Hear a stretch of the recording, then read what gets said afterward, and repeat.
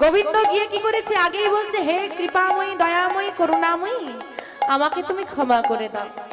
বিনোদিনীর মান ভাঙলো না। যখন মান ভাঙলো না, মাথার চূড়া থেকে মোহন বেনু পর্যন্ত যা সর্বস্ব অলংকার আদি ছিল গোবিন্দের গায়ে সব খুলে ফেলেছে।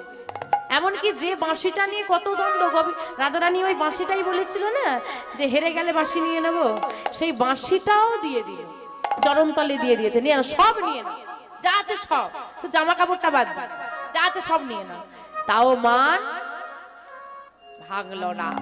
যার চরণ পাওয়ার জন্য জগৎ পাগল, সে আজকে রাধারানীর চরণ জড়িয়ে ধরে কাঁদছে আর বলছে, ওগো রাধে, কেউ জানুক বা না জানুক, তুমি তো জানো, তুমি তো জানো যে ভক্তের নয়নের বাড়ি আমি সহ্য করতে পারি না।